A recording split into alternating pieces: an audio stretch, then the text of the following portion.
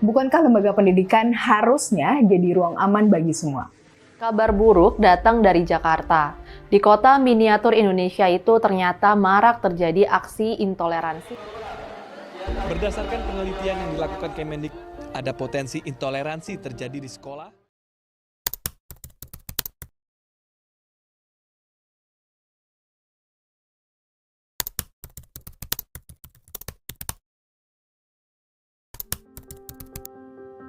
Intoleransi dipahami sebagai sikap yang melihat perbedaan sebagai ancaman, bukan kekayaan.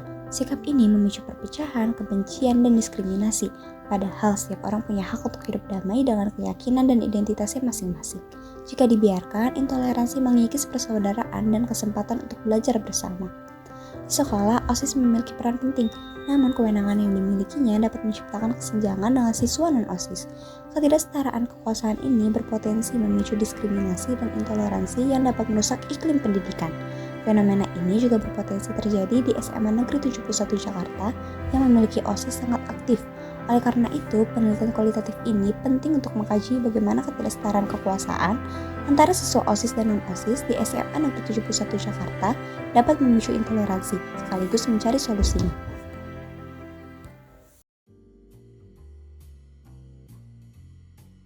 Jadi, intoleransi adalah sikap atau perilaku tidak mau menerima, menghargai, dan menghormati perbedaan yang ada pada orang lain, seperti perbedaan keyakinan, pendapat, suku, ras, atau kebudayaan.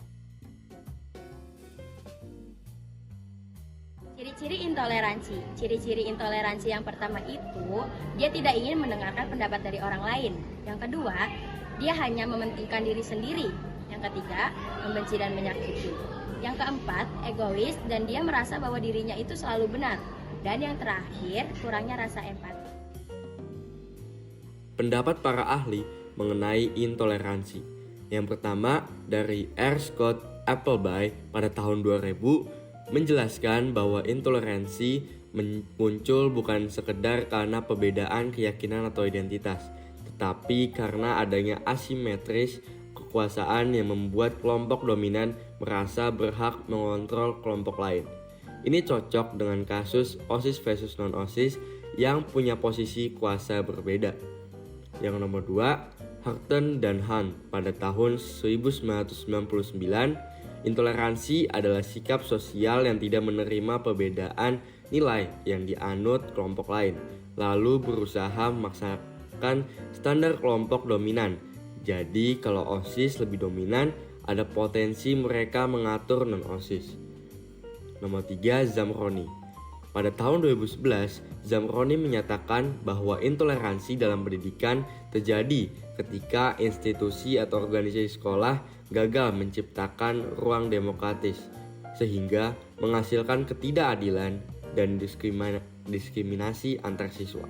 Kritiknya, sekolah seringkali tidak sadar bahwa pola organisasinya bisa menumbuhkan eksklusivitas.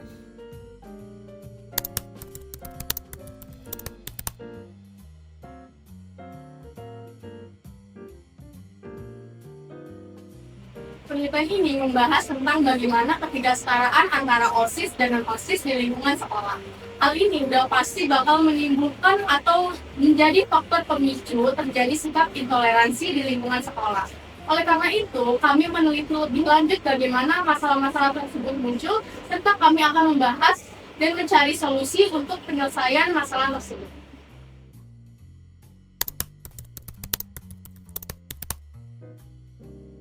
Jadi, kita tertarik untuk meneliti topik ini karena memang topik ini nyatanya dialami di lingkungan sekolah. OSIS sebagai organisasi resmi memiliki wewenang yang lebih dibandingkan siswa non-OSIS, di mana adanya kesenjangan dalam pengambilan keputusan dan juga atas kegiatan dalam kegiatan pembelajaran. Kondisi ini dapat menimbulkan sikap ketidakadilan, diskriminasi, hingga sikap intoleransi yang akan kita bahas pada hal siswa. Jika dibiarkan, masalah ini akan menimbulkan ketidakharmonisan antar siswa dan juga meninggalkan tujuan pembelajaran.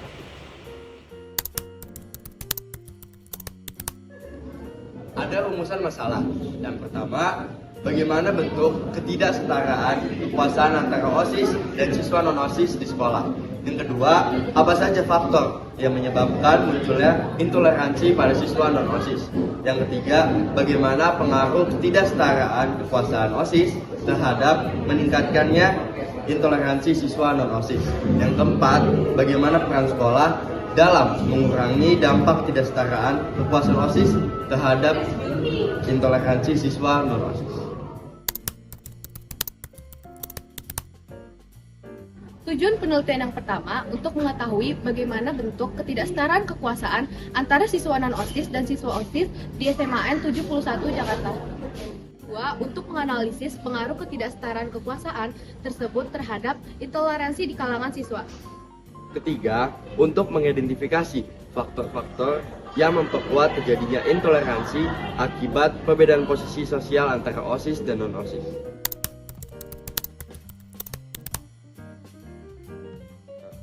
Halo semua, aku Cukara Nafisa dari kelas 11F dan aku ingin wawancarain Tiana Julita Putri dari kelas 11G. Nah, pertanyaan yang pertama, apakah Anda merasa OSIS memiliki kedudukan yang lebih tinggi dibanding siswi biasa? Alasannya mengapa? Menurut aku sih tentunya secara nggak langsung tuh OSIS tuh punya privilege gitu loh, jadi bisa dibilang dia tuh memiliki kedudukan yang di atas dari siswa biasa. Oke, lanjut untuk nomor 3. Apakah Anda melihat atau mengalami perlakuan berbeda antara OSIS dan siswa non-OSIS? Bisa diceritakan contohnya? Secara langsung sih aku pernah sih melihat kayak contohnya perilaku guru ke OSIS atau ke siswa. Jadi kayak perbedaan itu ya interaksi dari dirinya gitu. Pertanyaan keempat, apakah menurut Anda OSIS sering mendapat hak istimewa yang tidak dimiliki siswa biasa? Jelas ada ya, karena kan kalau misalnya mau ada acara tentunya nggak bisa dipersiapin cuma harus punya hak istimewa atau presiden. Sekian, terima kasih. Bye.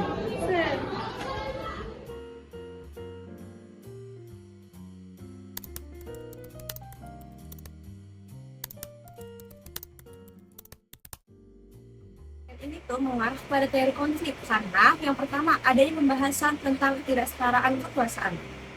2. Terjadi perbedaan kepentingan antara kelompok OSIS yang berkuasa dan siswa non-OSIS kurang berkuasa.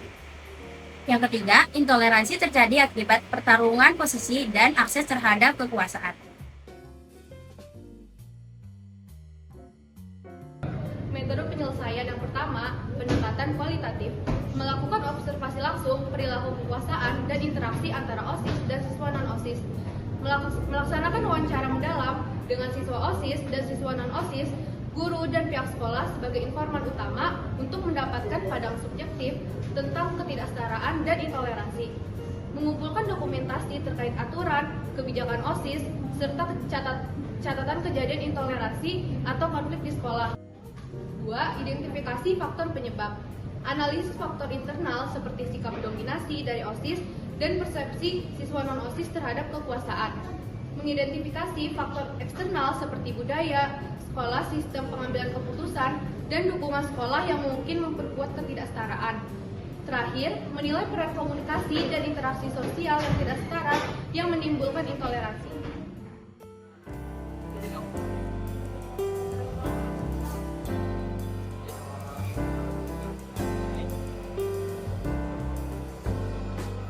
Let's make a trip where we can find some harmony while build up the colors of my self-portrait. Start up a kind of joy, shine as bright like creative strobe lights, never glow as the rain and the morning sun. What about sit and listen? Why can't we wait and see for use and colors that are still to come and then go? Open up as you start to sit and stay in this lonely peace and celebrate.